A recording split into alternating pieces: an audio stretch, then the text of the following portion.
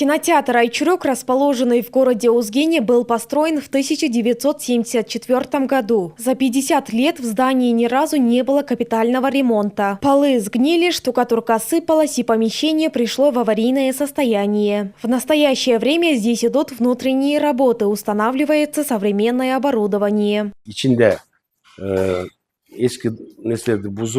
В кинотеатре есть два малых зала по 15 мест и один большой зал на 286 мест.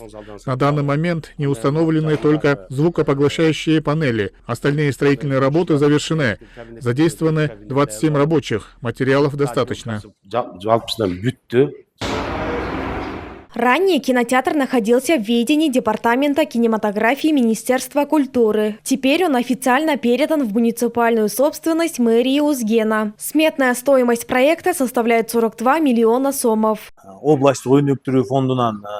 На ремонт здания и установку нового оборудования было выделено 9 миллионов 700 тысяч сомов из Фонда развития области, 10 миллионов сомов из районного фонда развития и 1,5 миллиона сомов из городского бюджета, всего 21 миллион сомов. В среднем кинотеатр будет приносить около 10 миллионов сомов дохода в год.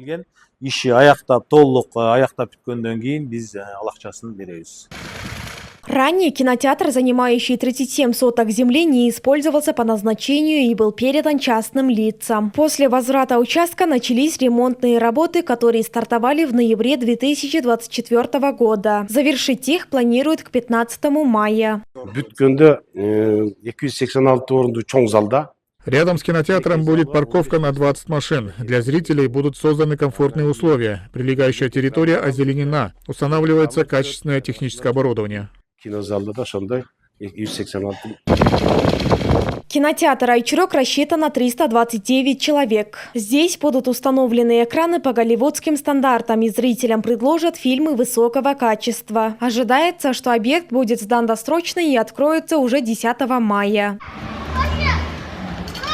Айтунок Мамытова, Уран Адишев, ЛТР, Орская область.